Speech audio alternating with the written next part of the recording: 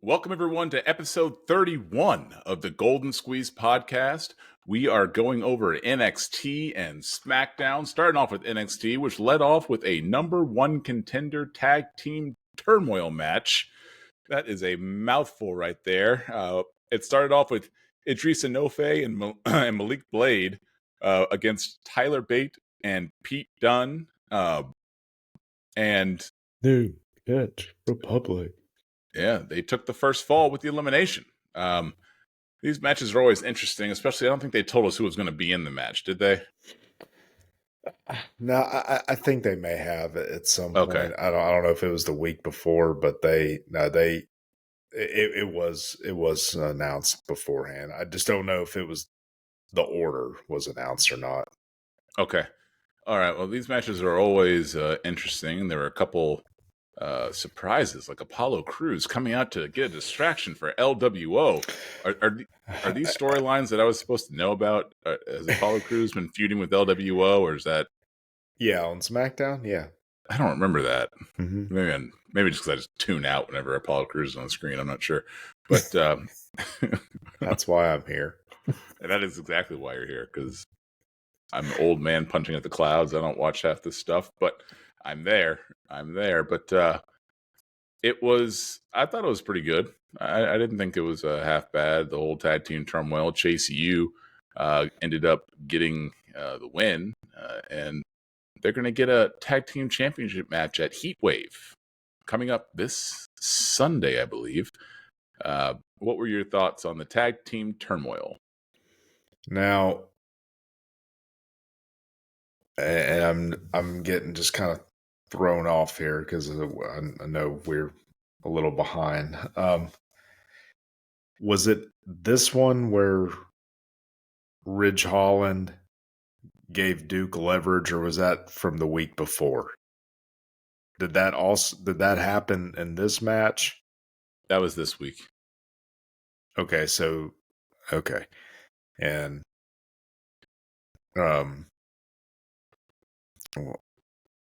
yeah, and that whole thing continues. So yeah, they're full steam ahead with that whole storyline.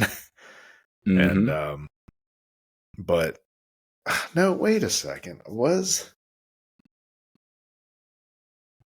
That may have been the week before. Was it? I'm pretty sure. I thought it was this No, week. because I feel like it was this week or this particular episode we're talking about that Duke Hudson requested the security footage, and when he tried to get it, Ridge snatched him away in a backstage segment.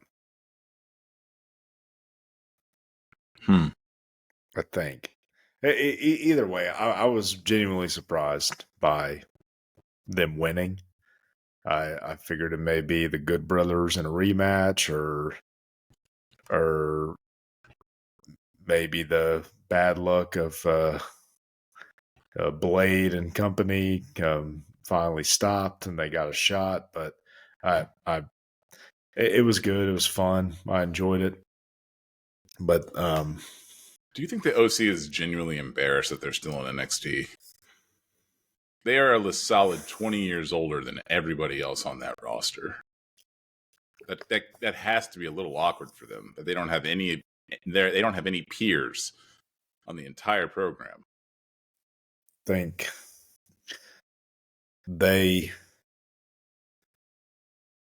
think they've accepted what they're there for, and they're fully on board, or else they wouldn't be doing it. They're there. I just find it odd that they're fully on board with it, because I wouldn't be. What does a 40-year-old have in common with all 25-year-olds? Not a damn thing.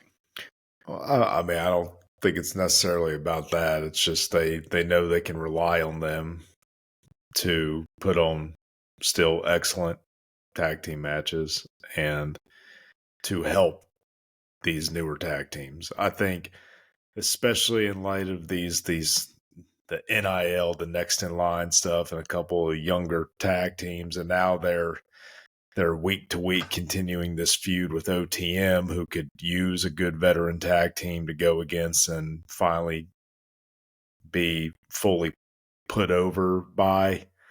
I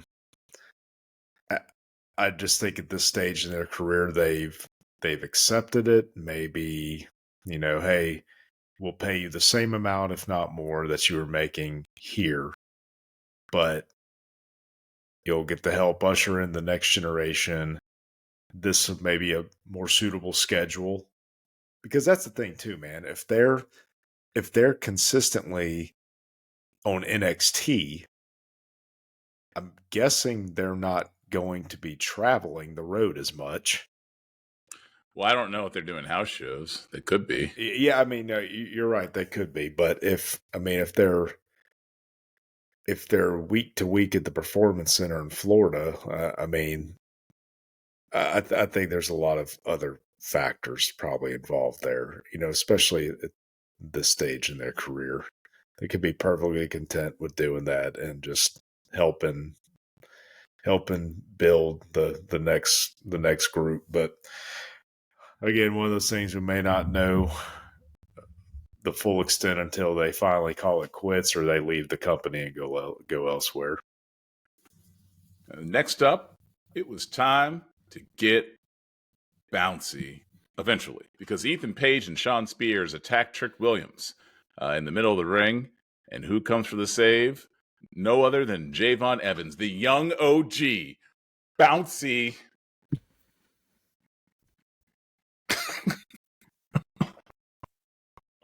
I'm going to try to see how many times tomorrow I can incorporate bouncy into my everyday lexicon. I hope you find success tell my wife doing so. To get bouncy. Man, let me know how that goes. Yeah. Page and Spears, they cut a promo before tensions rose. Page is a good talker. Sean Spears isn't half bad either. No, I think Spears is very good. Yeah, he just looks like a complete idiot. I love some of his facial expressions. I mean, his hair and his outfits. Like that is top 5 worst haircut of all time. No, you stop that right now. Stop that. Right now. I can't. They also had a tribute to Roman Reigns' father, which they played on all 3 shows this week. They did, which was good. The only thing I didn't like about it is they highlighted Roman too much. I mean, I get that Roman's his son, but he was before Roman. Highlight him. You don't need to highlight Roman as much as they did. They kept highlighting that he was Roman's son, or Roman's dad, and I get that he was, but I just feel like they should have highlighted his career a little bit more. I'm not saying that they didn't, because they did a good job. But oh yeah, those are always well done. Yeah, but him being Roman's dad should have just been a footnote, not one of the main talking points. But regardless, rest in peace, Sika. You are a WWE legend. Hey. And I saw that Roman was out doing visiting children's cancer hospitals and things like that the day after his dad died. So even though I just said don't make it about Roman, Roman's a consummate professional who, even through the death of his father, who you could tell that he cared for just based off the interactions that we got to see on TV and even during the package that they made, going out the next day after your father's death to visit sick children. That's a pro's pro right there. I think that John Cena taught him well about how to be a champion, how to be a pro. So my condolences go out to the Anoa'i family. Likewise. But, moving on, we have my favorite wrestler, Wes Lee, versus Joe Coffey. Versus Joe Coffey with Gallus. For the 4 of you who watch, you know that I'm kidding. For the maybe one new person who accidentally slipped upon this podcast, I am not a Wes Lee fan. I think that he's a good wrestler. Outside of that, I do not like anything that he does. His facial expressions, his talking, just his existence piss me off. But be that as it may, Wesley, I do not feel that way. Please come on our show. I thought that this was not very good. even Oh, even though I say he's a good wrestler, I did not enjoy this okay. this match. It just wasn't for me. This was the first example. Now, granted, I'm not remembering anything from the tag match. This was the first example of the issues with the ropes in this taping. Mm-hmm. Because And it wasn't the last. no. Because uh, it was Coffee versus Lee, correct? Mm-hmm. Yeah, Coffee.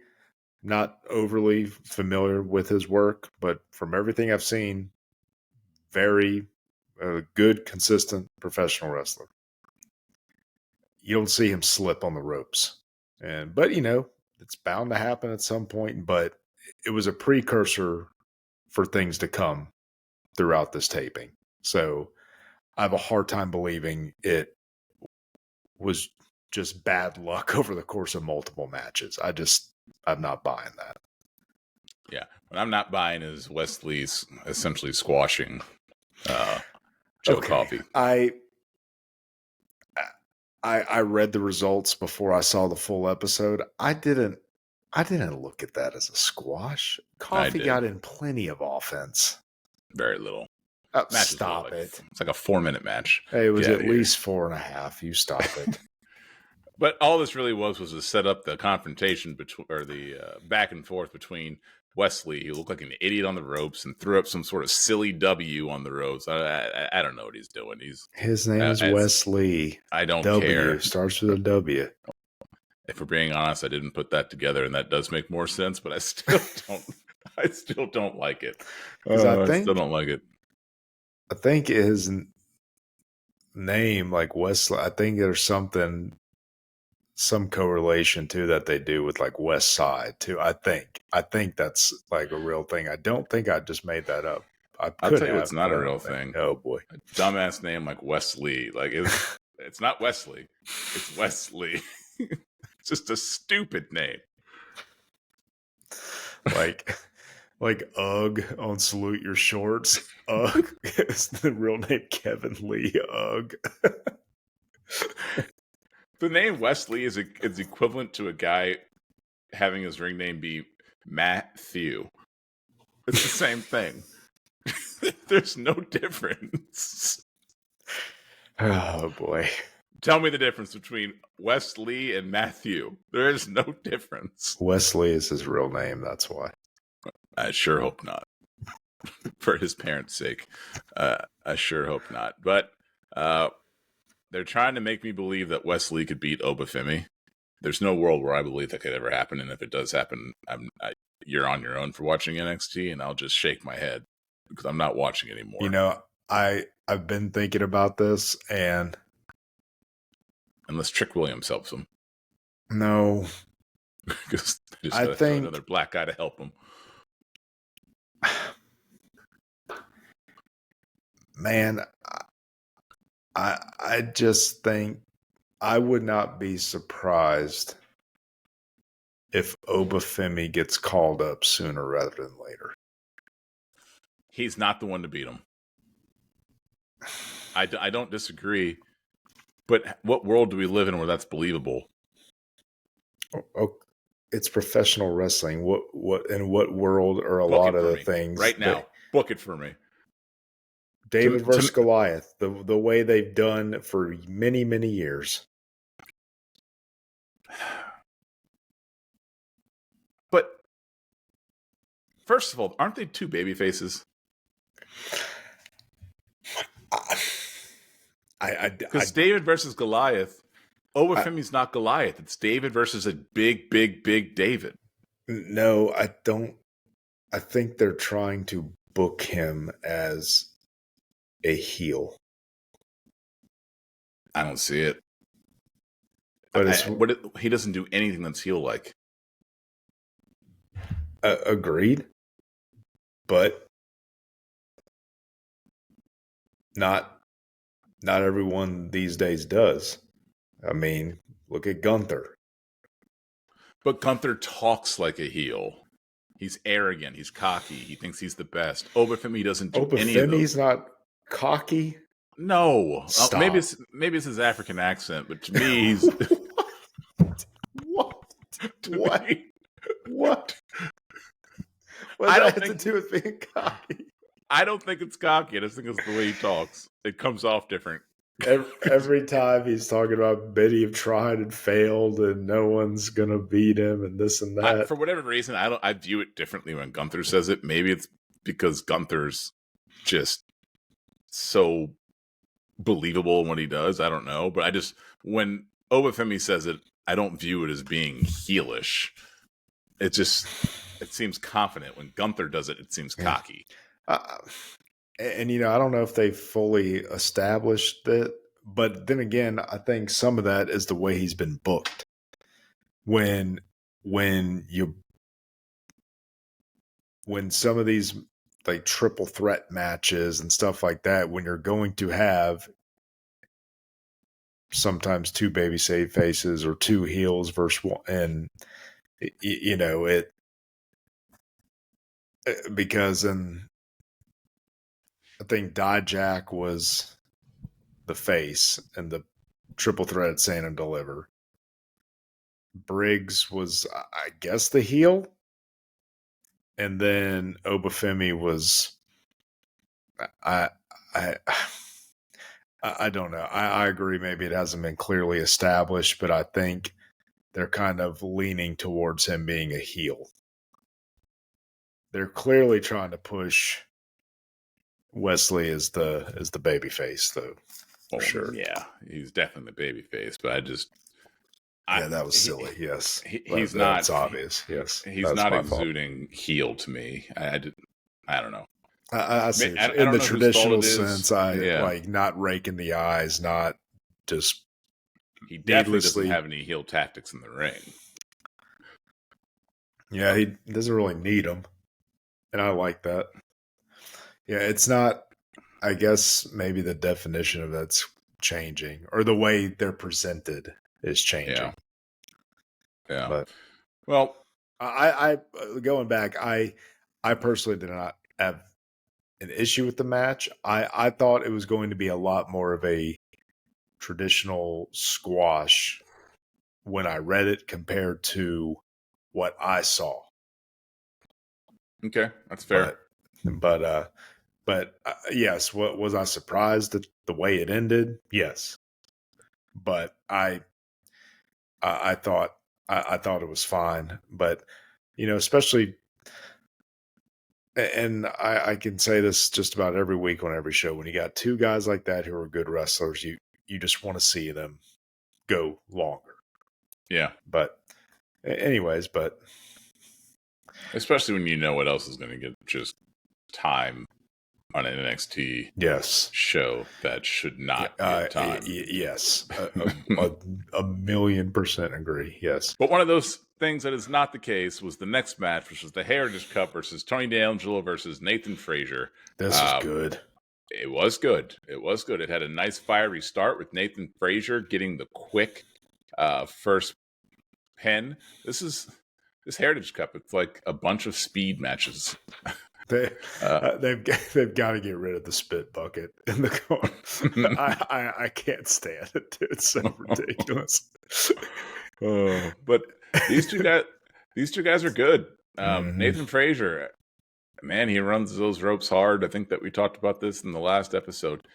He hits those ropes like he's Braun Breaker, but he's the size of Rey Mysterio. So it's pretty impressive to watch him run so powerfully. And also, guys who go east to north on the ropes, I don't know why that impresses me a little bit. Like instead of going from one side to the other, they go from there to there to there. He was just switching it up and trying to confuse Tony D'Angelo and trying to use Tony D'Angelo's size against him. I thought he did a really good job. And the Don, he's very good at what he does as well. I mean, these are two guys who can go to the main roster. I think they're both main roster ready. Yes, I think that Axiom and Nathan Frazier should stay together when they go to the main roster, because there's no way that Nathan Frazier or Axiom won't get lost in the shuffle, I think. But as a tag team, they can I would love to see them fight DIY or Oh uh, yeah. tag teams like that. I think that Uh, even Bate and Dunn, who were inside the turmoil match in the beginning, they could have some good matches there. But there's a lot of tag teams those two could go up against. dude, but even and yes, I know they would get lost in the shuffle, but even some of those guys that you just mentioned, dude, just think of some of the singles matches. Just that group of guys you just named could have. Yeah, but the problem is that just we know how WWE Oh yeah, is, no. and I agree. I'm just even when you said that DIY New Catch Republic, and then you have Axiom and Fraser, and then when you throw in um um uh Umberto and Angel LWO, Garza, yeah. and guy, and then Dragon Lee, the guy, But and Ray with that lucha style, just all these different singles matches with guys that size, speed, with the difference, just like for wrestling fans, like, oh man, that'd be, I would watch a pay-per-view with just that, with just a bunch of, but I know you're exactly right.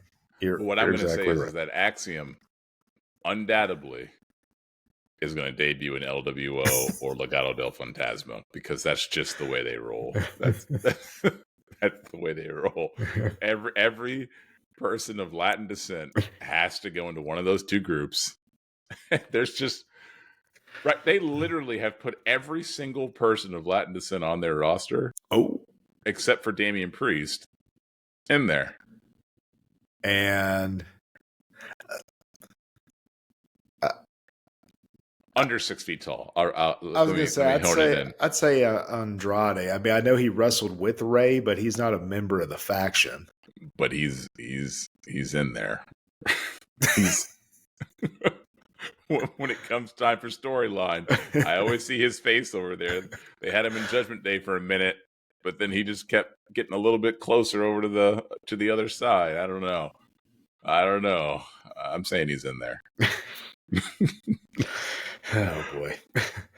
But Anyways, okay. So did Frazier get a roll up for the first fall? he got a roll up, And the Don won both of his with that massive pump handle slam, right? it's a good looking pump handle. It is, but dude, it's to the point now he has won several times with that. And I can't believe with all the other goofy stuff they've come up with, like forget about it and cement shoes and stuff. How they haven't come up with a name for that yet. They'll get it. Like The one I proposed last week, the sleeping with the fishes. That's what that's what we're gonna do. Yes. I do like that. We'll see. But Tony got to keep his cup. It went the full 6 rounds. Does it have to go 6 rounds? It doesn't have to. No, it's a First two. to 3. Yeah, it's best out of 3 falls, I think, or 2 out of 3, whatever. But if it goes the full 6, it's like and say it's 1-0, then I think whoever has the 1 fall wins. And I think if it's a tie, like you retain the cup, I believe, if I'm not mistaken. Yeah. So, but yeah, dude, it's interesting. It keeps the Don on TV and the family to that degree. I hope when it's said and done that the family will end up being the ones to dethrone Axiom and Fraser. So Who? the family, Stax and Crucifino. But we'll see. This may have just been a one-off, but I think at some point, man, they're going to have to put the Don back in contention for the main title. Oh, you know what? Going back to what we said earlier, or what we were discussing earlier, if Obafemi wins, that is the Don being the one to dethrone him is perfectly acceptable to me. Yeah, That because is they're both hosses. That is believable.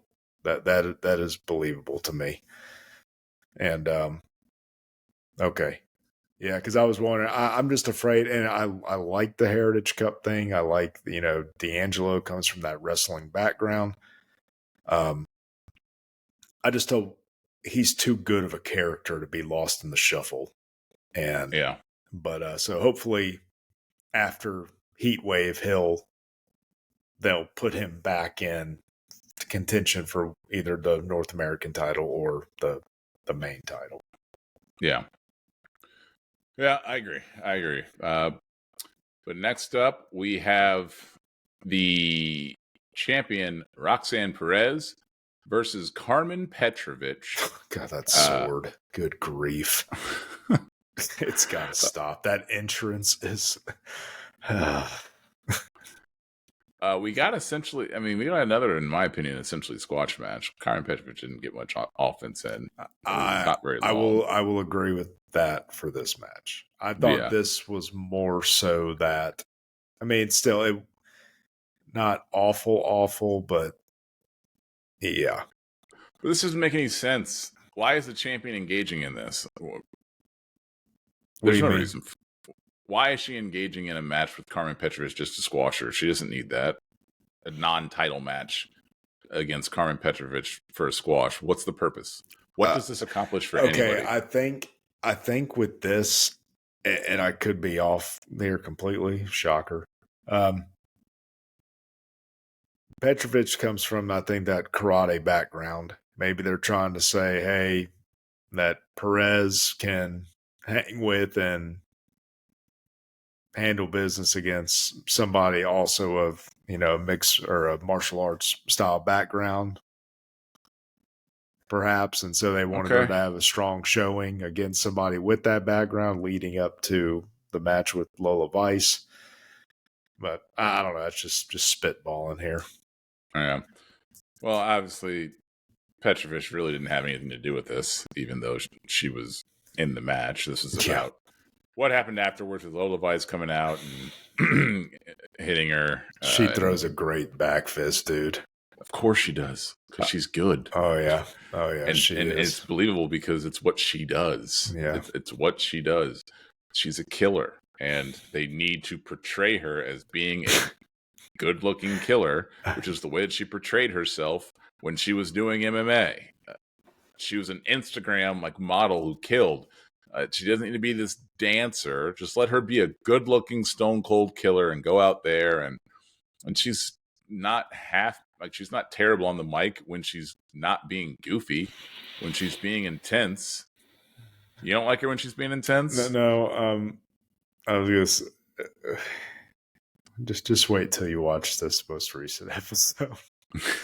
We'll see if you still. I'm not there yet. We'll see if you still feel the same way. I'm still trying to wrap my head around what happened with that. But now with this, I did like how she took the belt, dropped it on Ava's desk, and says, "Hey, give this to Roxanne when she wakes up."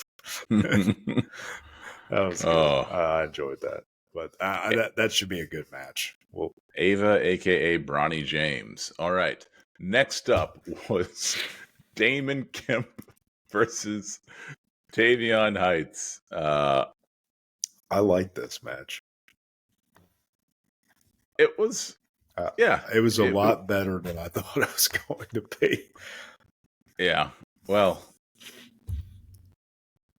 And it was good. This got Tavion into No Quarter Catch Crew, correct? Yes. Okay. He did it. Okay, yeah, this was good. He can now get bouncy with the crew.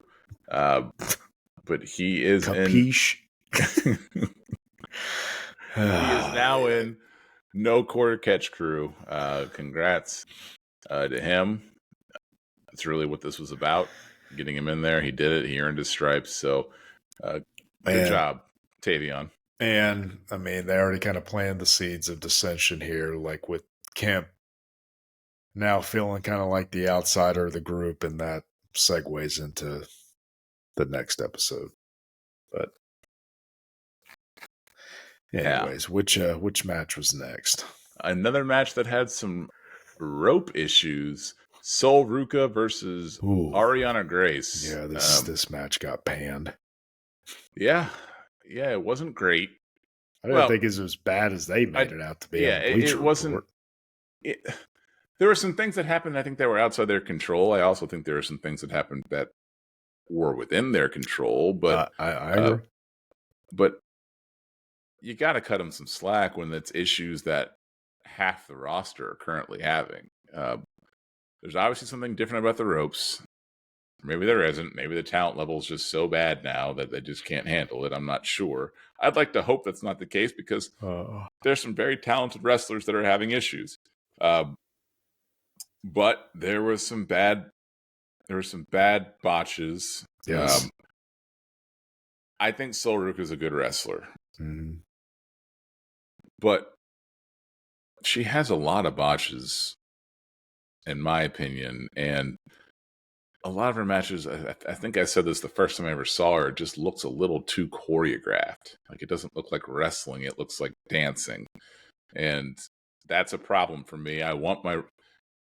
If you ever go watch a guy like Roman Reigns in person, what separates him from a lot of the NXT wrestlers, it just looks like it's a fight. Like, his punches are crisp.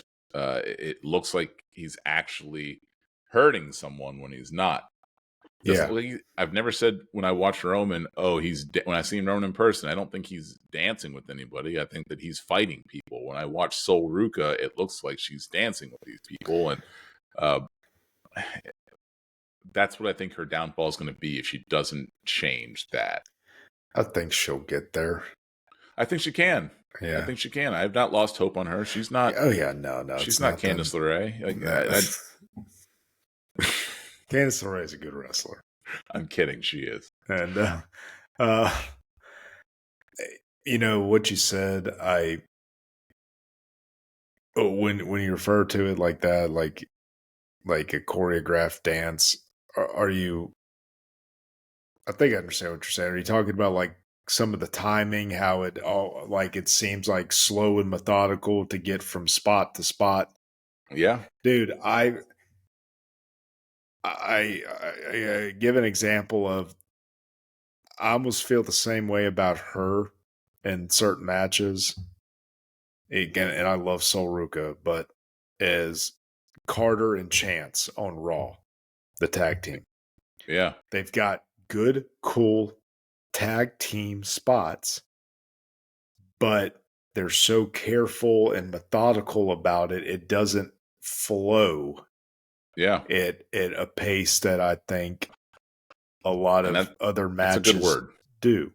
But Yeah, but that's the thing. It's like you can tell they're talented. I want them to succeed, especially on the main rosters where they need more good women's tag teams, excuse me. But just that's something I've noticed. It's like, okay, these double team moves and maybe hopefully they'll get there, but it just seems like they take a while to get there, and it kind of it slows the pace too much. And that's another thing. What separates the good from the great is the pacing of a match too. You gotta know how to pace your matches, and when you're choreographing things, it just looks off. And it's a lot of times the way I feel when people are doing dives off the top rope into a group of 5 people. Like they're waiting to catch them. Like to me, I don't like that spot because you can tell they're waiting to catch them. Wait, why would you? They are? Yeah. Oh, damn. It reminds me of one of my favorite things that Samoa Joe does is a lot of times when people will jump off the top ropes and then he'll just move out of the way. That's great to me. That's great because that is what makes sense. And if you know wrestling, you're waiting for the catch, and when it doesn't happen, it's funny because it points out the absurdity of a lot of what happens in professional wrestling. But I'm not going to kill Sol Ruka too much. I'm not going to kill Ariana Grace either. But they're not ready, or she's not ready. Sol Ruka's not ready. I'm not going to really talk about Ariana Grace because I, but I, Sol Ruka's not ready yet. I like the delusional character with Ariana Grace. I think that's, Yeah, and you know what? That's something too. I know it's silly, but I think that kind of silly, that character as is could possibly work on a low to mid card act. I think on the main show. maybe. I think. I mean, just I think that could, and she, she's delusional. She's very attractive. I think. I think just needs to be polished a little bit, but I think that could work too. But you know what character can't work on the main roster? Sol Ruka's not going to work. Wait, you're joking, right? Sol Ruka's character cannot work. She's. I think that she will eventually get there, but I think she's a long way from the main roster. Yeah, I see the talent. I see it. Yeah. We'll and because she has the athleticism. And as you'll see, they did a vignette on the most recent episode, and they focus more on her like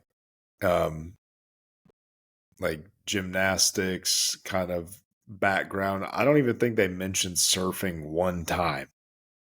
They showed her like training like out by the beach, but they do not mention surfing once. So I think they mentioned gymnastics. Yes. I guess my only issue with that is then what's separating her, because now they've got like 5 gymnasts, and they highlight that with Tiffany Stratton. They highlight what's that new girl, Brinley, whatever. No. Carly. Oh yeah, Carly Bright. Yeah, Carly. Yeah, that Carly is Bright. The worst music in wrestling right now. Is Carly Bright's entry music? It's up there with AJ Styles, but there's too many gymnasts, so make her something else. Make her a trash man or something. Go back to the old school where you just give them a job, but have her be different. Dude, apparently, I mean, if what they were saying was true. Apparently, when she was at the University of Oregon, whatever type of gymnastics discipline she had, like multiple something, she was, if I understood right, a national champion in whatever discipline that was. I mean, I'm not talking like beam or uneven bars or you know what I'm saying, like something. Yeah. But I was like, oh, didn't know that. But yeah, I thought it was very interesting though that this week in this vignette that there was nothing mentioned about surfing that I saw. Yeah. So you remember why Ripley dyed her hair when she got to the main roster is because she didn't want to be another blonde like Charlotte. And if you have another blonde gymnast on the main roster, she's just Tiffany Stratton at that point. Separate yourself. Be someone different. Distinguish yourself. That's all I'm saying. See, the only difference with that is I think she's actually a blonde. Who? Sol Ruka. No, I get it. You're saying Tiffany Stratton's not? Or Charlotte's not, I don't think. I have no idea what Charlotte is. But all I'm saying is that Sol Ruka is going to be Tiffany Stratton if she comes up to the main roster and they have her as a blonde gymnast. So do something different. We don't need That's to. That's why she's a surfer, bro. But you're telling me that they're trying to make her a gymnast now. Yeah, well. So keep her. I'd rather than keep her a surfer than make her a gymnast, I guess is what I'm trying to say. I don't think either will work, but between the two, be a surfer. All right, so let's move on to the main event, which was Trick Williams versus Shawn Spears, where Trick Williams specifically asked for no help from Mr. Bouncy Man himself, Javon Evans, which I don't know what help in real life Javon Evans would provide Trick Williams. Like, if we're being 100% honest, what help can he provide? just being another body down there to get his ass beat. Like, what are we talking about here? To help get bouncy. Yeah, I guess so. Just jump over the guys because he's bouncy. But Trick, I still have issues with his ring gear. He needs to change that when he gets to the main roster. It's way too tight. But Sean Spears is a heck of a wrestler. He's a good wrestler. All his faults aside, his stupid hair and dumb outfits, he's a good wrestler. And I'm of the mindset that if you just could make some tweaks, that he could be a mid-carder on the main roster. If he could just make some tweaks, he can't look like that in 2024 on the main roster, in my opinion. And it's not that he has a bad look. He's making himself have a bad look. And I know what they say, do something to make you stand out, but that haircut's stupid. It's never going to work. It's never going to work. He needs to not have it. Go bald. Do something else. But he's a good wrestler. All right. Excuse me. You're coming at me for staying awake. Dude, no. I know, man. And I didn't drink a Celsius too terribly long ago either. Dude, this... I know they're trying to advance another story. And they finally address it on the next episode. The fact that Brooks Jensen ended up costing Trick this match essentially is just absolutely preposterous. Yeah. And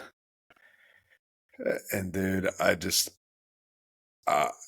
I've heard Brooks Jensen on the mic. They're going to try to do whatever they've done with Josh Briggs and all these other people they're trying to push and make you care about that you don't. They are 100% going in that direction with Brooks Jensen. But we'll talk more about that when we get to this week's episode, in a future episode. But very good match. Yeah, I'm not going to lie, man. That C4 in the corner is kind of a scary spot, at least the way they have it on the camera angle. Yeah. Kind of surprised they do that. But I mean, granted, Spears is a professional. He knows what he's doing, but still just over there in the turnbuckle doing that move. It kind of gives that pucker factor every time you see it done over there, a move like that. Yeah. But the camera work of WWE can make anything look devastating even when it's not. The question is, are they concerned? Are the fans concerned? Because you've been to live shows before. A lot of times you see things that live look completely different when you watch it on TV. Punches that are 50 feet away from the person's face look like they knocked them the heck out when you watch it on television. So that's what separates the WWE from all the other organizations. Their camera work is unparalleled. No one's even to the same ballpark as them. But that's going to wrap up this episode of NXT, and let's get into this week's Smackdown, which had a hell of an ending, but we got to talk about the beginning before we get there. Not many matches this week. Nope, not many matches. It started off the same way it ended, with the new iteration of the Bloodline. And I'm trying to remember exactly what happened in the opening segment, but I remember. Okay. Heyman was waiting. The SUV pulled up with Tama Tonga, Tongaloa, and Solo getting out, and he's like, "Hey, not that you answer to me, but where's Jacob Fatu?" And he just pat him on the chest, and they walk out, like signaling they're walking out, and then I think they get to the ring, and then they see on the Titantron that another car's pulled up, and it's Cody Rhodes, KO, and Randy Orton. and big brawl starts.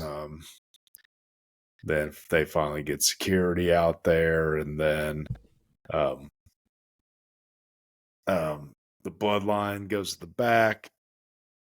Security gets thwarted, and then finally Nick Aldis comes out there with the NYPD, and then RKO, KO, and Cody agree to leave the building entirely. We got some good bumps by some of these security guards. I wonder how many of them are going to be future NXT stars. Oh yeah. There was one skinny little white guy who took what did he take? Maybe an RKO. Yeah, he sold the hell out of it. Good on him. Good on him. If they're going to let you have that moment, you got to seize it. You got to seize that moment. So good on them. But the whole point of this segment was to get Randy Orton, Kevin Owens, and Cody Rhodes out of the building so that future segments could exist. Dun, dun, dun. Yeah. But we'll talk about that later because we have a Money in the Bank qualifier match, probably the most important one for you, young Wade. Jade Cargill, Candice LeRae versus Tiffany Stratton. You needed this one. You needed both Tiffy time to get the win. Both my predictions are still alive and well. Still intact. This is a March Madness bracket. You got your final four. Who's going to make it to the championship, though? Is it going to be your two, or is it going to be neither? Is it going to be one? We'll find out in just a few days. But in this match, we got some... Which one had the interference from Indy Hartwell? Was it this one? Yep. Okay. So Indy Hartwell interferes by throwing Jade Cargill into the outside portion of the turnbuckle area, allowing Tiffany Stratton to get the win. When you saw what the qualifier was going to be, did you have doubts as to whether or not Tiffany Stratton was going to win? No. Still didn't have doubts? No, I there was no way she wasn't going to be in this ladder match. So in my Jade opinion. Cargill didn't scare you at all? No. Okay. Just because, and not that the star power isn't there for Cargill, obviously. I'm not meaning that at all, but just overthinking in my head the way I do about who in this match would be good for doing a big spot off of here, and with her background and what she does, like not only I already have visions of the prettiest moonsault high up off of the ladder, but then also after that clip I sent you of that other finishing move that she used in NXT, that being done off a ladder onto somebody laying on another ladder or something to that degree. And then again, but above all else is much of a star that Jade already is and will continue to be.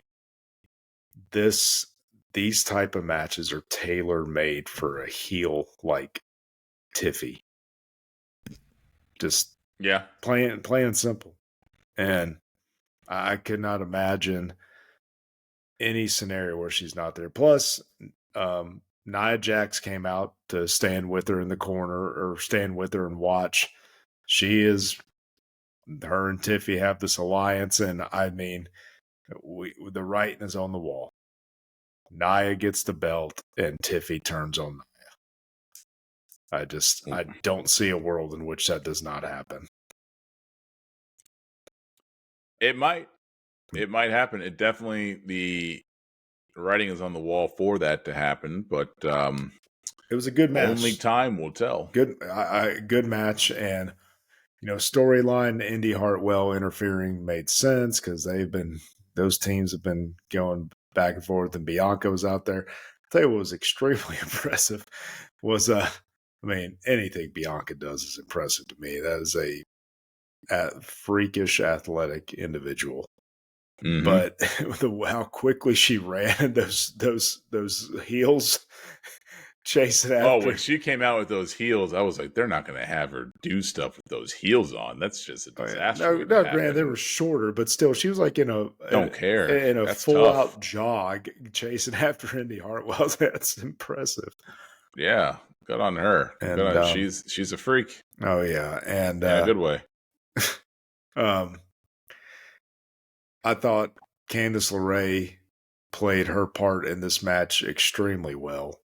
Yeah. And she did very good. And it got, dude, uh, that moonsault Tiffany does, man, it's just truly is the prettiest ever. I bet you think that. She's so good, dude. She's so good. Great. And yeah, it's a good match, dude. And I and when you see a worker like Candice LeRae, I can't stress enough how I feel that the main roster needs at least one mid card title for for talented talented women on that roster who aren't in the main event scene. Something for them to be able to chase. Let's put on good matches week to It'll week, happen. and Might be a couple of years away, but I think it'll happen. I hope so. I do. Yeah. But Yeah. I enjoyed the match, though. Very good. It was good. And dude, and you forget, or at least I do. I forget how size wise how how big Tiffany Stratton is until you see her against somebody who's jacked like Jade Cargill. She didn't dwarf Tiffany by any stretch. Tiffany's big girl, Yeah.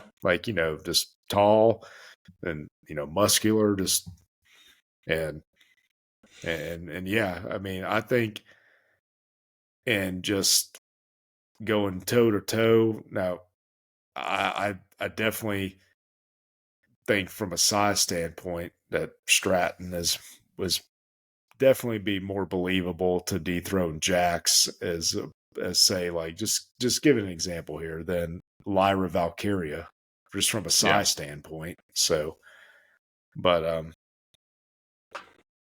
not taking away. I mean, Valkyria, I think, is a fantastic wrestler, but you get what I'm saying. Just like believe from a believability passing the eye test, like just well, they have no problems not having people pass the eye test, and especially when it comes to Nia Jax. So, but yeah, I hear what you're saying.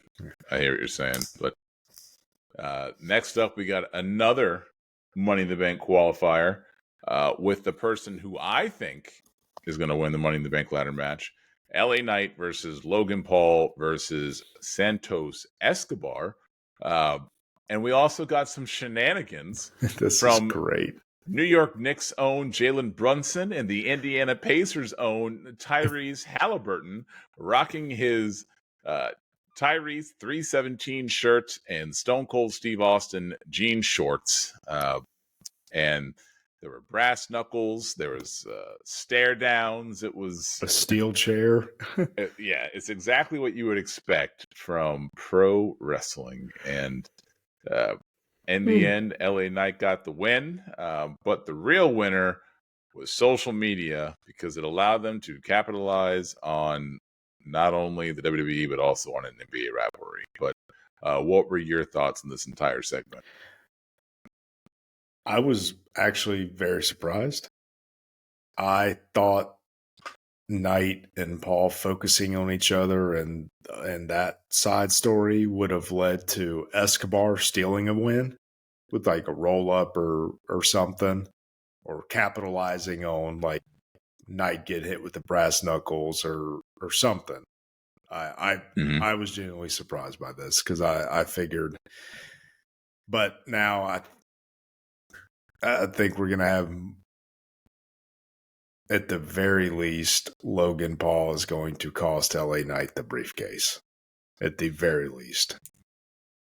And then, but I think, I also think there's the potential for at least one more run in, if not two. But we'll get to that when we talk about Monday Night Raw. But I thought this match was good. I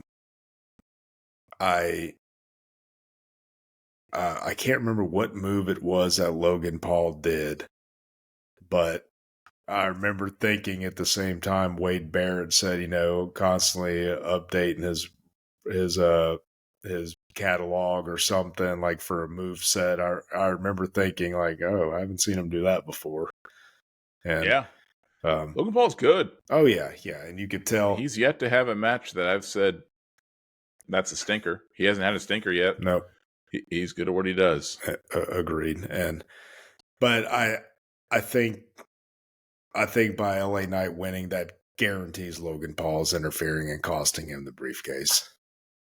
You say that, but then we got Drew McIntyre. Then we got we're getting to that. We got Jey Uso. So we're getting if it goes down that road, it could be an all-time bad Money in the Bank match. I'm just going to throw that out there because now we're talking like 15 people being down there.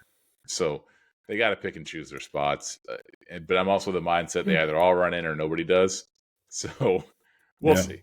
We'll see. But we're not there yet. Let's not get ahead of ourselves because we have another Money in the Bank qualifier match between Blair Davenport, Indy Hartwell, and Naomi. God, this pissed me off. What? What pissed you off about it? I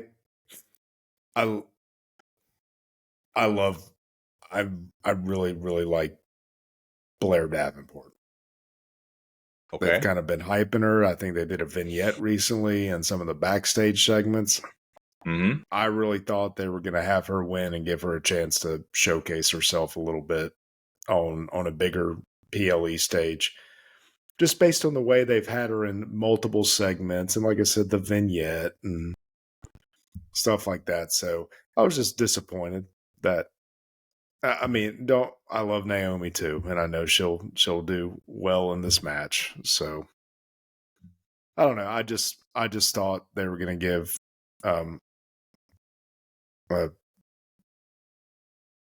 give her the opportunity to.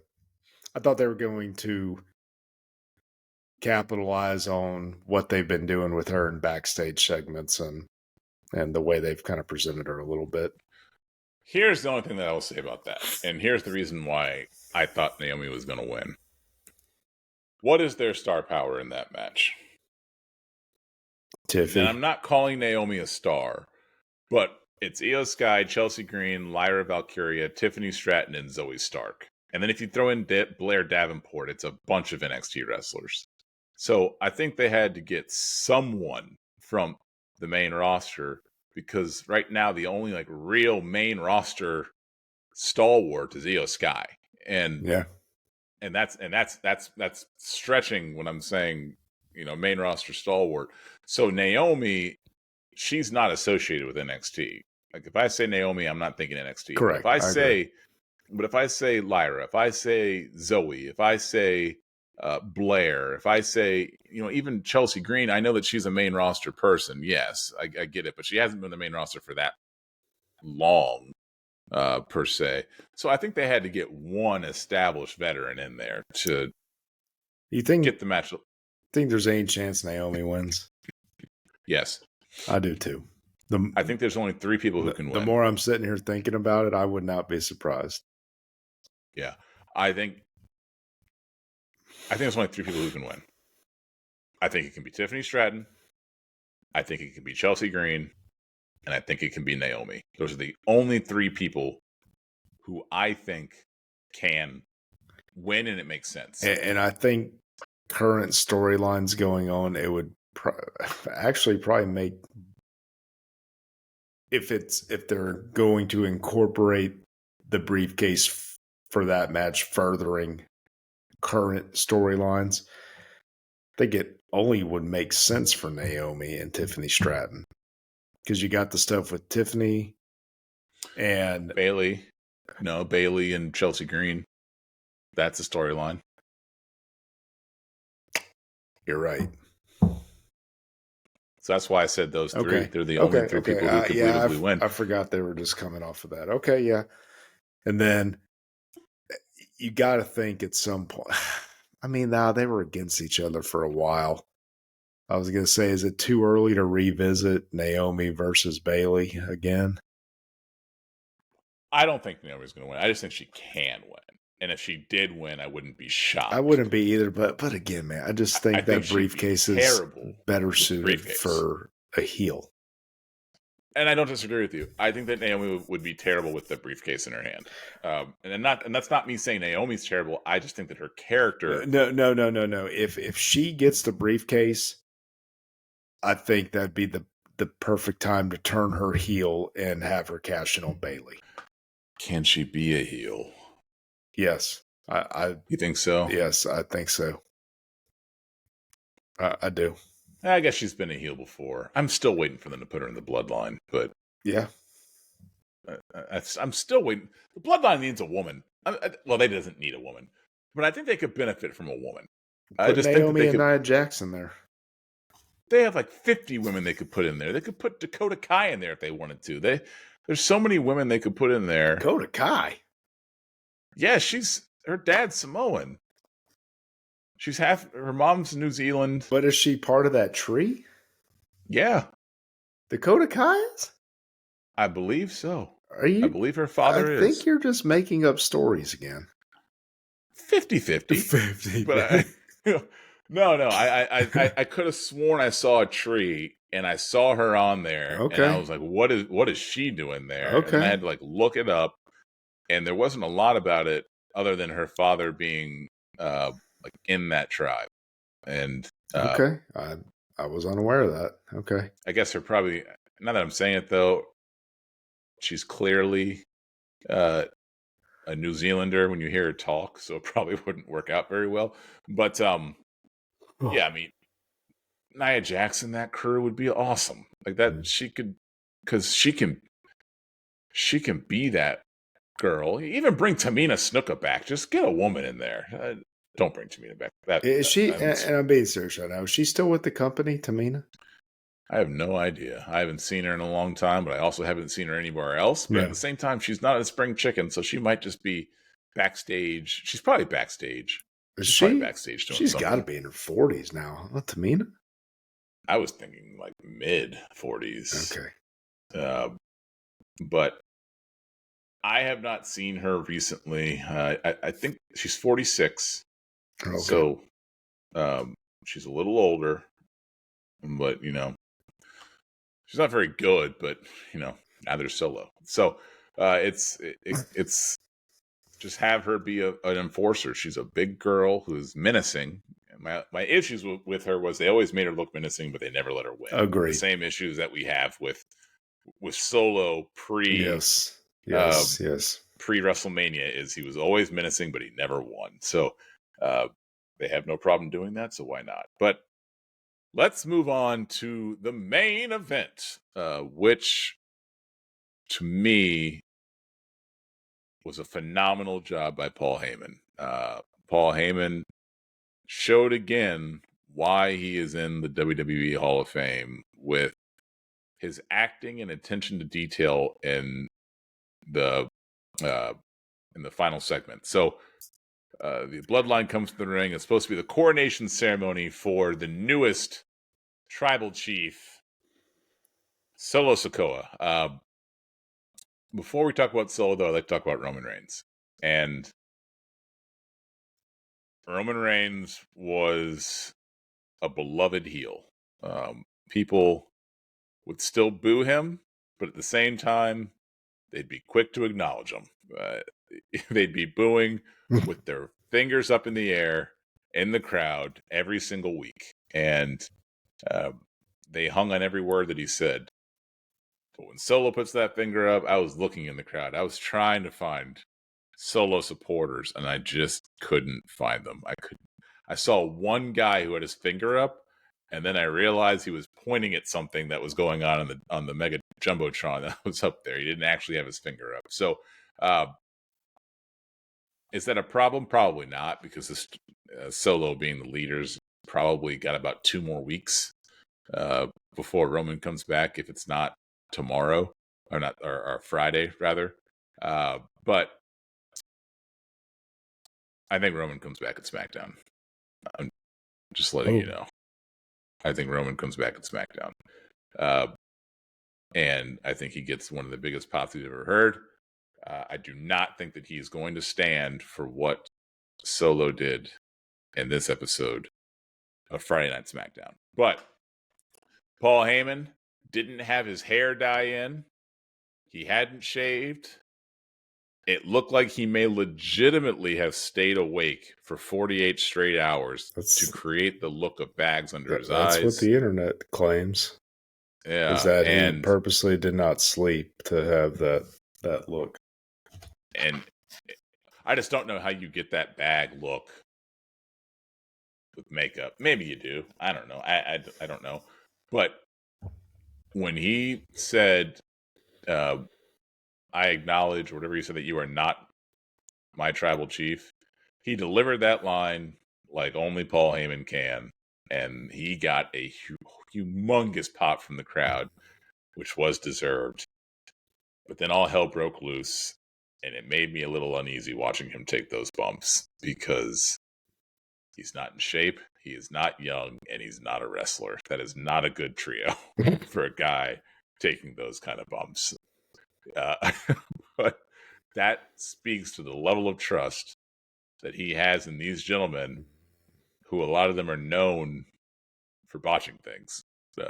Tama Tonga and Tongaloa, from what I have read, are known from having issues in the ring with botching certain things. So he trusted them. Great. Everything looked like it went smoothly. Maybe. I don't know. But kudos to Paul Heyman for being a true professional and personifying what it is to be in professional wrestling. But what were your thoughts on the final segment? Well, I thought it was great. And you know, I don't know what was advertised ahead of time and what wasn't, but I just always, to a degree, hate when, if you got bait and switched, like, oh, Cody Rhodes is fighting Solo Sikoa. And then, you know, the run ends, which, I mean, common sense would tell you something like that was going to happen. But in the end, you know, they got to see Paul Heyman get decimated. But I don't know. I just, I like my matches. And so we don't know what the dark match was, though. We don't know what the dark match was. Cody could have come back for a dark match and fought someone. I don't know if they had one, because I know what it was. I believe it was supposed to be Cody versus Damian Priest. But because Damian Priest was advertised, but he sent out saying that, hey, don't know if I'm going to make it. The plane still hasn't taken off yet, and he ended up not making it. Yes, you are correct. Trying to see if I can figure out what the dark match was.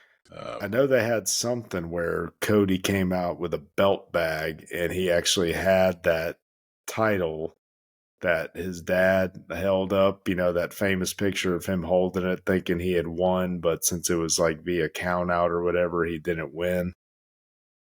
Yeah, yes. Yeah, he had that original belt that he showed to the crowd, and then but I don't know if he, and you know, got a big pop, but I don't think I'm not sure if he wrestled or not. Yeah, he did not wrestle. He hasn't wrestled in over a week. He fought Shinsuke Nakamura at the WWE Super Show Summer Tour in Kalamazoo, Michigan. That was his last match on June 23rd. So, okay. But I enjoyed it. I enjoyed the furthering of that story, and yeah. It was good. It was good, and it just sets, I mean, it was just good storytelling. I mean, that's really all it is. It's good storytelling. You can see where they're going. You can see what their plan is, and you can see they're taking their time to get there, but in a good way. So I had no issues with it. I thought that it was great, and it set up what's likely to be a very exciting Friday Night SmackDown this week. All right, now let's head on into Monday Night Raw, which kicked off with Jey Uso starting off the night, but eventually was interrupted by Chad Gable and the Wyatt Six. So, the W the WWE monitors their social media of their wrestlers like hawks. Nothing happens by accident. And when Jey Uso made a comment about stealing the Fireflies a month or two ago, that cannot be coincidence. So for him to have some sort of involvement and then to call back to that, I don't think it's something where he did it and then they said, okay, we're going to put you in the storyline. I think it's a situation where they put him in the storyline and told him to do it. But didn't he claim he had the blessing of JoJo? I don't think it matters. I don't think it matters what he claimed. I just think that by him saying it, hey, man, those are my Fireflies now. You don't just say something like that. I don't think. That's very brazen to do. Even if I don't care if JoJo gave him permission to say it, you don't ask for. That's something you don't ask for permission to do. There's no need to, but I don't know. I mean, he could have had the lights during his entrance and not called them Fireflies, and just had them. Like, there's no need for that. So, I think it's purposeful. But you and I had you had shared something with me from a social media post, and we had texted about it, and I think I had told you that to include him in the storyline, or at least my viewpoint of it was to include him in the storyline would make things very convoluted, because at some point in time you're going to have to weave him back into the Bloodline storyline, and then by doing that you would then have to weave into the Bloodline storyline the Wyatt Six storyline, and then you would have to weave in Chad Gable in some way, and now we just got too many chefs in the kitchen. I just think that it becomes, maybe they can do it, maybe they can pull it off, but I'm already getting a little confused by some of the stuff that goes on with the Wyatt Six. I mean, they're wanting us to try to solve a riddle, but I didn't sign up for riddle solving, so it has potential to go one of two ways, really good or really bad, but I don't think there's any room for an in-between. What are your thoughts? What I shared with you, I think makes sense. But it does make sense. It's also concerning, though. Agreed. And hold on, let me. Oh, come on. Well, for those of you who are unaware of what we are talking about a post from Wrestling 24. Yeah, I was trying to give credit to who said it, but I just found it. Yeah. Wrestling 24. A gentleman named Yaz. I don't know if he's a contributor or whether it was just something that Wrestling 24 posted, but a gentleman named Yaz said, "I keep thinking about what Bo said tonight. False prophets belittling their own family for their own gain. I wonder if this is all a false flag.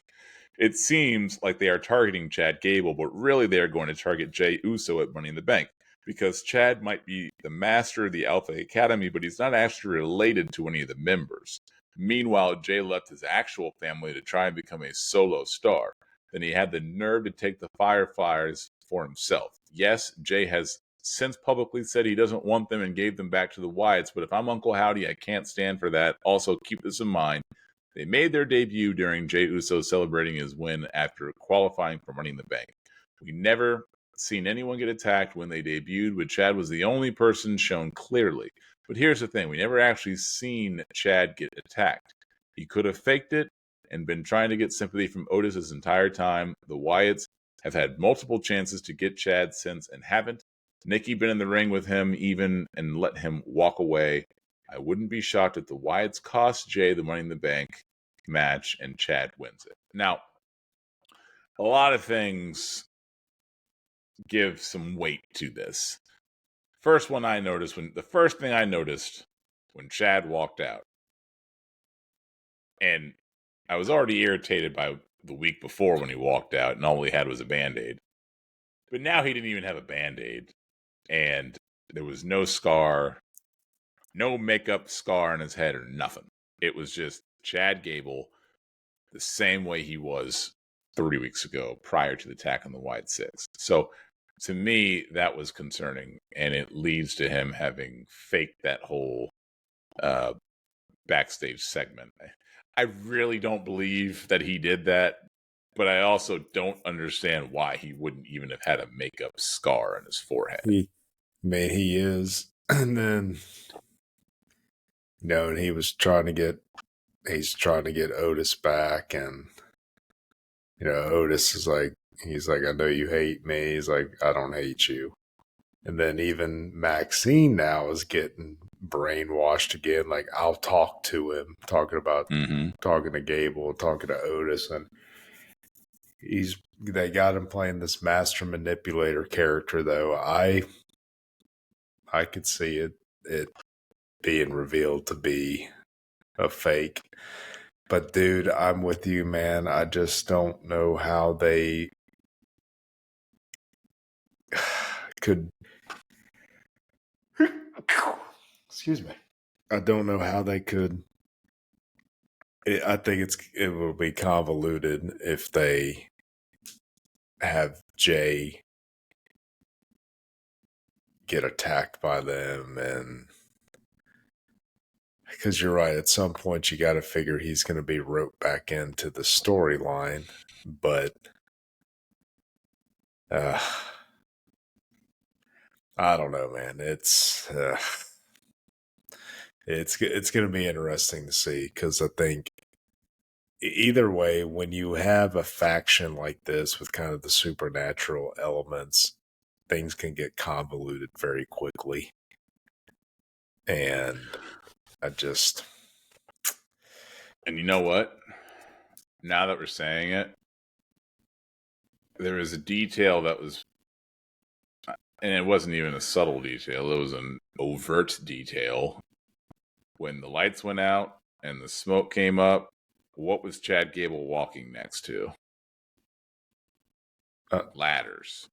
He was walking next to ladders in the opening segment. So when he got out of the ring and the smoke cleared, there were 2 huge ladders that were up on the entrance ramp. Why would those have been there unless it was some sort of foreshadowing of what might be coming next? Well, they always do that before Money in the Bank. Those were there the whole time. They were there when he walked out? I believe so, yeah. Yeah, because they usually do that at the... Then I need to go back and watch, because I thought that everything went black and then they showed up after the lights came on, but I'll go back and rewatch. No, I believe so. And you know what? The only reason that speaking of details, before the Wyatt Six stuff, like before they debuted that night, remember we talked about, unless I was wrong and other people who noticed it all over the internet were wrong, I'm pretty sure that in one of those segments with Chad Gable and Alpha Academy in the locker room, that was Ramblin' Rabbit above Chad Gable. It's like, why would Ramblin' Rabbit be there unless they were targeting him? That would not make sense. So yeah, I tend to agree. But I mean, who knows? I mean, I definitely, that scenario is something I definitely did not think of until I read it. But I think it does make sense. But it's just one of those things. I don't think it matters who it is. It's going to be convoluted either way. But with the segment, I guess we can just talk about it now. With the new tape that aired, and what we already touched on, what some of the stuff that Bo Dallas was saying about, pretending to want the best for your family, but are using them for your own self-serving interest. That definitely fits. That fits Chad Gable and Alpha Academy to a T, but depending on what point of view you have. If they see it as you went solo and used your family as an excuse to do everything you're doing, self-serving, your popularity as high as it's ever been, and you're using the fallout from your family to get that. I think it could go either way, but we shall see. Keeps you watching. We shall see. Keeps you watching. We shall see. What was our first match? Hang on one second.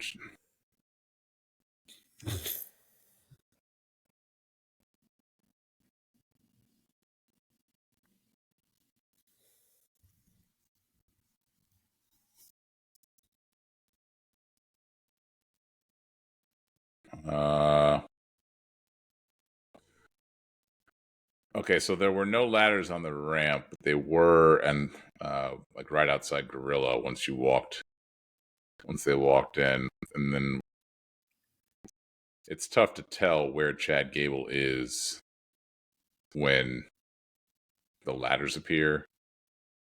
So, yeah, I think I'm wrong. All right, gotta edit out me being wrong. So next up, we got Xavier Woods versus Karrion Kross. God. It's Raw's version of Ridge Holland, a storyline that just won't go anywhere, dude. And it's not that it won't end. And after he got the win over Kofi last week, I thought for sure he was going to get the win here, but now they did. I'm guessing storyline, Kofi's arm is broken now, so Xavier Woods won with a roll up, and then afterwards they just beat them down. And Karrion Kross, I mean, it appeared they were having it be that he snapped Kofi's arm or about snapped his arm. So this is not done yet. It's not. And boy, do I wish it was. But me too. It's not going to be done. It doesn't quite make sense. It's an odd pairing of people, and it just has been going on for far too long. It'll have an end date one day, probably when Big E's healthy, 10 years down the road. But we'll see. We'll see. We're not going to spend much time. No, we're not going to spend. No, I don't want to. Just a waste of talent. Yeah, but what we did get after this was another backstage segment from the Judgment Day. They were playing some more video games, and he got called out for lying about talking to Rhea Ripley because Damian Priest, after 2 months, maybe, finally decided to call Ripley to determine that John was lying. You thought it's something that could have been done weeks ago, but it wasn't. Apparently, no one talks to Ripley. I don't know why they wouldn't talk more frequently. You think they'd be in a text chain or something. They're not. But she said that she hasn't talked to Dom about this whole thing, and apparently she's not happy about the whole Liv Morgan situation. I'm shocked by this revelation. Oh, when do we see Ripley back? When are you guessing she's coming back? How close are we? Well, first of all, do we think she was actually hurt? Yes. Okay. When's she coming back? I don't know. Does Liv Morgan have a match scheduled for Saturday? Is she in it in any capacity? Isn't she? Doesn't she have a match against I mean, she fights Zelina Vega in this episode. Yeah. Well, now that you're saying it, she does not. Well, if that's the case, and I don't believe Judgment Day is defending the tag team titles, so the only way she's going to be in is if there's some sort of Judgment Day shenanigans and Damian Priest match. That'd be the only way she's going to come back. So, but maybe that's why nobody else is on the card. So to allow for those shenanigans, We will see. Excuse me. I don't know, man. Is she in SummerSlam? Let me ask that. Is Ripley a participant in this year's SummerSlam? If she's not cleared to wrestle, she will be there in some capacity and make her return at that point, I think. Okay. So you are the mind she'll be back by early August. Yes. Okay. Yes. All right. But and possibly appear as early as Saturday. Okay. So we shall see. Yeah. We shall see. But we did get a match with Liv and Zelina Vega, and shenanigans are just going to be the word of the day because Dom came out and Dom's face when he comes out, he's got a funny punchable face and haircut. But he came out, and at some point in time, he found himself mounted on top of the young Liv Morgan, and Liv Morgan she liked it. Dom pretended like he didn't, but he's still a man, people. We have to remember he is still a man. Of course he liked it. It's getting good. Liv Morgan, it's getting good. It's getting good. Well, I'm curious to see how they wrap the bow on this one.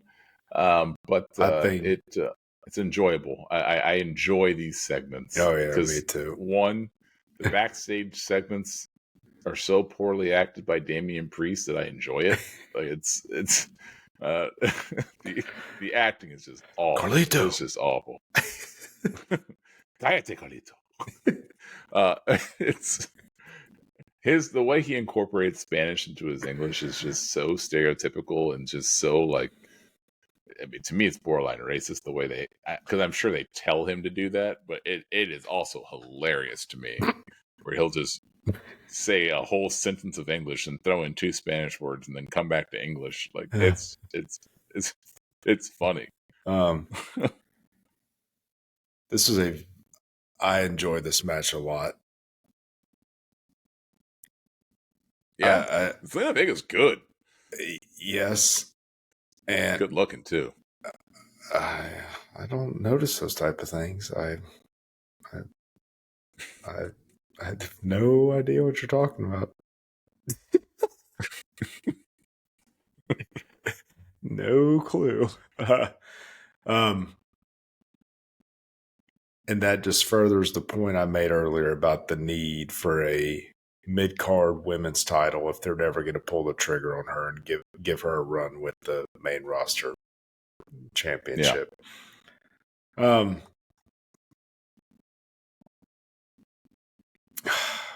man. They have to do something about that, man. She's good. Yeah, she's so small. I mean, the commentary team was highlighting how it's like one of the few matches where Liv is going to have a size advantage on somebody. Yeah. Zelina's like a little spider monkey. I'd like for her to have a main title run. I just think she's just limited by her size. And I know that there are ways to get around that, but man, she's just... I can't see a world where she's a believable women's champion, but she can be a believable women's intercontinental champion. Let her be the workhorse champion, the inaugural workhorse champion. But yeah. I agree with you. They need it. They need the mid-card title. We've been talking about it for weeks, if not months. It'll happen. Oh, there. I think this was where there was some good commentary here by Corey Graves. I think, or wait, maybe that was in the match with Ray and Dom. Ray was just talking about, talking about you feel bad for Otis, but you don't feel bad for Dom. Oh yeah. Oh yeah. Because dude, it's weird because Graves, I think on Smackdown has gone kind of back and forth between heel, but he was full blown heel on this episode. He's just saying whatever he wants at this point, Oh, dude, it was great. Yeah. I think because I think he even made reference to Ray never being there as a father and stuff. I wonder what Ray thinks about that. Just being consistently called a deadbeat. He's not even involved in the segments. He's not even in the storyline.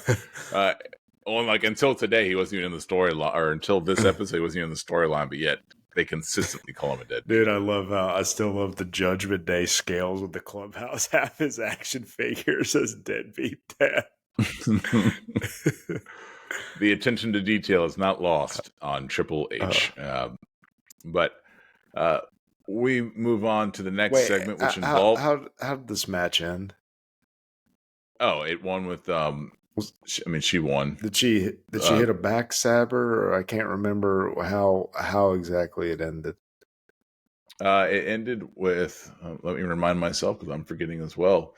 There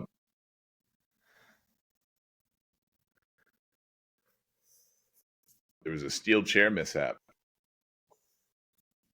which caused a distraction of some sort and set up the win for Liv Morgan, but I don't know exactly how she won.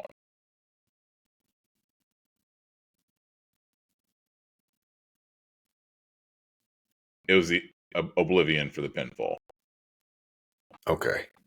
Her finisher for the pinfall. Okay.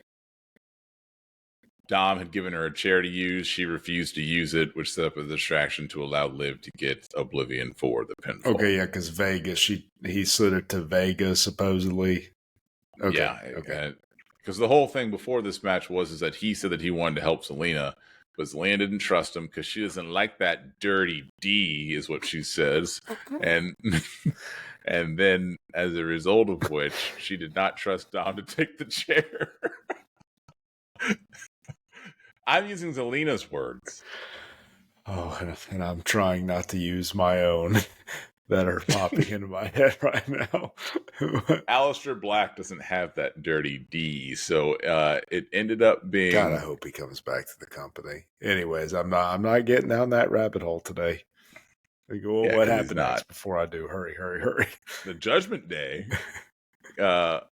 interrupted Seth Rollins. So Seth Rollins came to the ring, and he was yapping like he tends to do. He just kind of talks sometimes. And then Damian Priest, Balor interrupted, and Damian Priest came out, and then shenanigans ensued. And it's just setting up the power struggle for the split between the Judgment Day, with Finn Balor seemingly feeling underappreciated and Damian Priest giving him no reason to feel any other way. That's really what it boils down to. Yeah, Balor called out Priest for his comments in last week's interview segment involving Seth Rollins, how he said they need me a lot more than I need them. Priest just tried to explain it away and referencing the title, and he specifically said it was that way when Rhea was the champion, and Balor told Priest he's changed, since he got the title. And so, yeah, the tension's boiling there. And anyways, back to that interview segment, Balor ended up beating a stomp for his troubles, because he came out there and tried to get in the way, even though Priest didn't want him to, and it led to him getting stomped. With little help from Damian Priest. But, I feel like something happened to kind of neutralize him for a minute or something. But anyways, didn't Rollins end up taking South of Heaven? I think he did. Yeah. Okay. But not until Damian Priest watched the interaction between... He wasn't there to help Balor, really. It was kind of like, okay, this is over now, so now let me do what I need to do. So I'm sure Balor's going to have something to say. It seemed very Grayson Waller, Austin Theory-esque, I guess is all I'm saying. But from there, we're going to Move on to a Money in the Bank qualifying match between Zoe Stark, Dakota Kai, and Ivy Nile. It's I was it's very surprised by this. It's an interesting result. I mean, I guess it's not as interesting if Ivy Nile had won.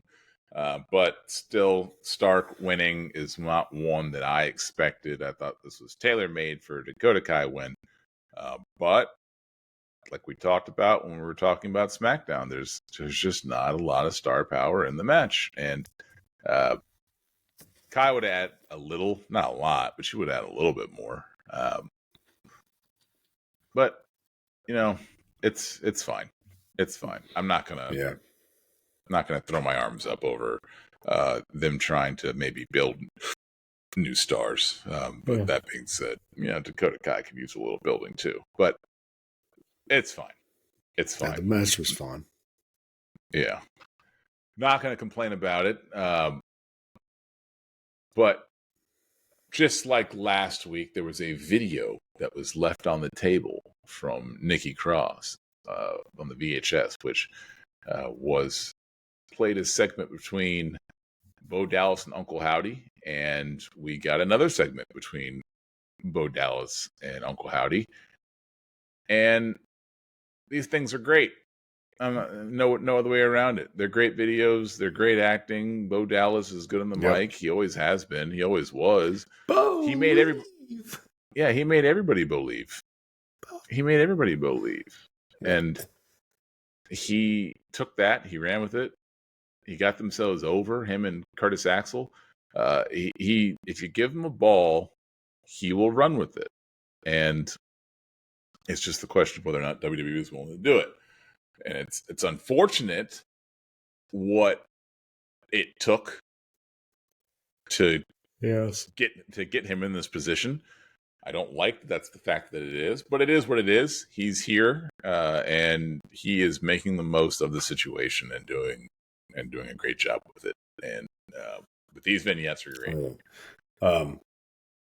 We already touched on some of the specific sentences he used and whether or not they're meant for Gable or Jey Uso.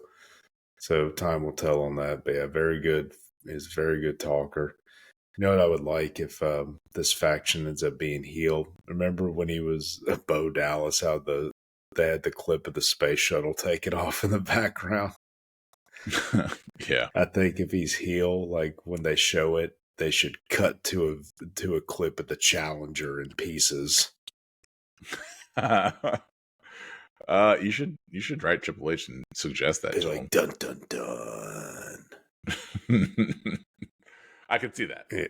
I could see that. They're not going to do that. Absolutely not. No, they're not going to do that. But what they will do is go back to the Rey Mysterio, Dominic Mysterio because that's what we got next. We got another match between Rey and Dirty D. It was good. This was good. It was good. Very good. It was good. Because Dom is getting better every week. He's getting more comfortable.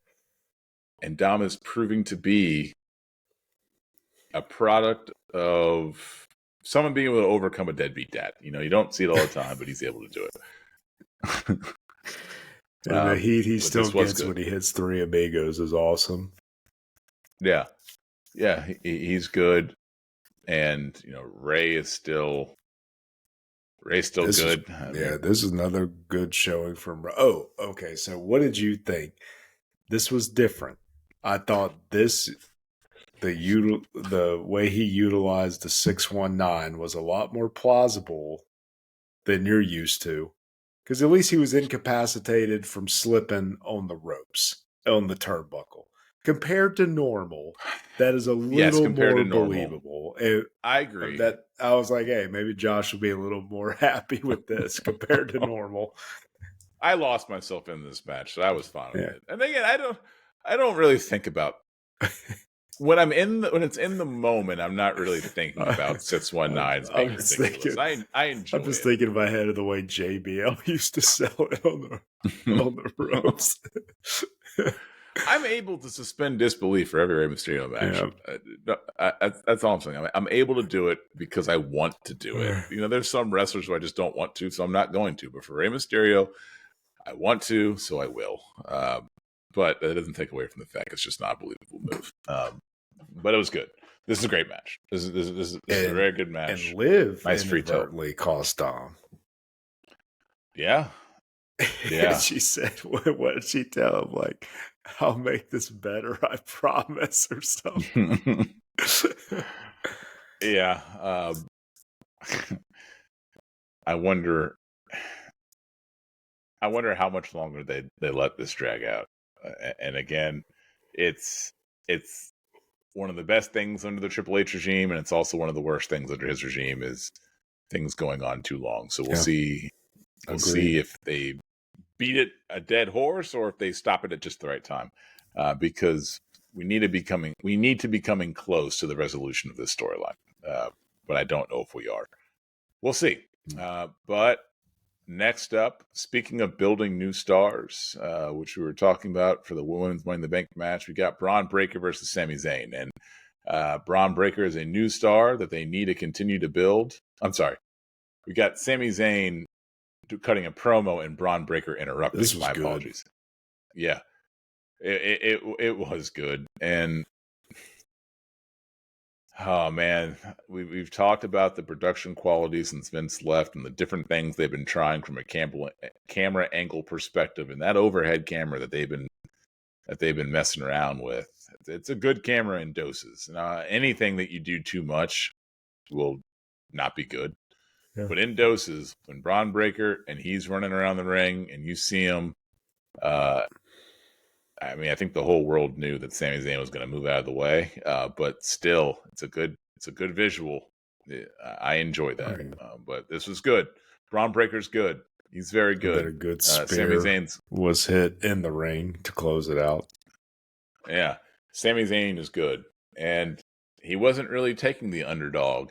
He said very succinctly into the camera at Money in the Bank, "I am going to beat Braun Breaker." He was confident in himself, which is, I know, one of your issues with Sammy is that he's always trying to play. Yeah, and I know a lot of people eat that underdog thing up, but I liked this. Yeah. I liked the thing last week. Like, you want a match, you got it, make it official. Mm-hmm. I like this. This was good. I enjoyed it. Good segment. Braun's good on the mic too. And yes, he is. And as he should be. His father or his uncle's one of the best of all time. And so that should just make him. But that should make the rocket be launched for him fully in just a quicker amount of time. So yeah, dude, this was good. I'm looking forward to this. This is one that could go either way to me on Saturday. So we'll see what happens. I hope it's Braun. I'm scared it won't be, but I hope it's Braun. Yeah. And then we got the main event, which I thought was a very good match. But we got a but. The but is that I don't need Drew McIntyre in the Money in the Bank match. That's the but. And we talked about earlier the potential for 100 run-ins in this match because everyone has a storyline that goes outside of the confines of this match. So if you have a storyline that goes out the confines of this match, then you got to wonder how are they going to weave storylines into this match because the match has to have a story. So we'll see what happens. I don't need Drew McIntyre though competing for the briefcase. He's had it before, if I recall correctly, and he's at the point in his career where he does not need a title. He does not need a briefcase to make him relevant. He's just good. Yeah. He doesn't need to be built up. I agree. He doesn't need a reason to get a title match. You can just give him a title match. Yes. You don't. So I don't know. I'm scared. I'm scared he might win. Yeah, me too. And especially because of what he said. He said he's going to win and he's going to cash in later that night. And I can just see it where to further a story that doesn't need furthering and does not need more development, that they'll give him the title and Punk will thwart the cash in. And then that'll finally be what leads to the match at SummerSlam. But I think that there's going to be Punk interference. Let's just go ahead and accept that. I just hope it's during the actual ladder match. Because I hope so too. I think that briefcase should be used to start or further an ongoing storyline with a newer superstar. You ready? Here's what happens. Oh boy. This is not going to happen, but here's what happens. Drew McIntyre is climbing the ladder. All the other competitors are down and incapacitated in the way that you can only have on WWE television. I'm talking Paul Heyman level, Brock Lesnar level incapacitation, everybody. He's about to reach, and you see a hand on the ladder. Just the hand. Just like we saw just the back of Punk, we see just the hand. The person that pushes the ladder over is AJ Lee. She pushes it over. He falls, becomes incapacitated with the rest. I like that.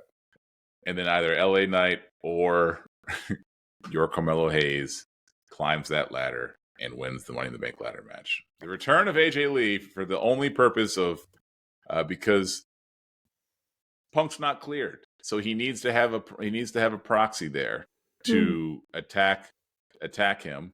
He doesn't have any other friends in the company.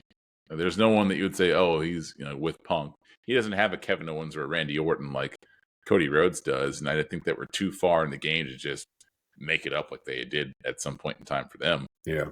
But that's what I think happens. I think that we get an AJ Lee interference costing Drew McIntyre the title, which would just make things that much worse for Drew McIntyre. Oh, yeah. So I don't think that's going to happen. That'd be awesome. I'd be all on board with it. Yeah. You know what I was shocked they did here? Because I didn't think they were going to. That they did not have Dragunov eat the pin. Yes. Sheamus can eat a pin.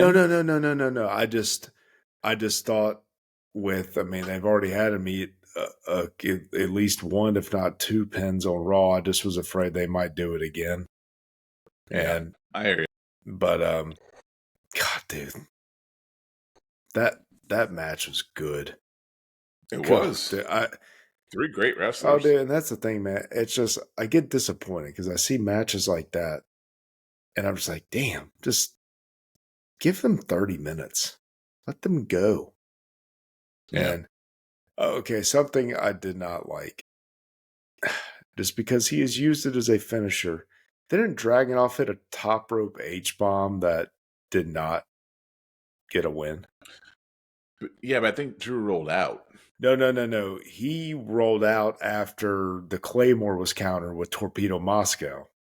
Oh, okay. And yeah, but which was a cool spot. But but no, I know he hit the dude. That H-bomb looks good. I love the way he does that.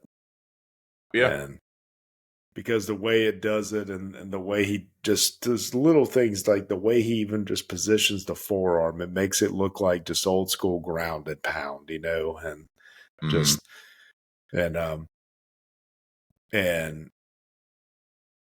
even though he definitely had the size disadvantage in this match, he just looked good. He never looked out of place with those two. And it was very, very, very, very, very good. And Dragunov can throw caution to the wind. I would have liked to have seen a situation where earlier on they had a qualifying match with him to allow him into the match. But I would love to see an H-bomb off the top of a ladder. You might, but no, you won't. No. He lost. Never mind. Yeah, maybe I will see it in my heart. But maybe. But we got the last competitor inside the men's Money in the Bank, Drew McIntyre. He adds an interesting wrinkle from a prediction standpoint. of the, it opens up a lot of opportunities for winners and losers in the match. But that was the end of Raw, and that also means that it was the end of this jam-packed episode of the Golden Squeeze podcast. If you liked what you heard, go ahead and hit that bell icon, like and subscribe, and we will see you at the next episode of the Golden Squeeze podcast.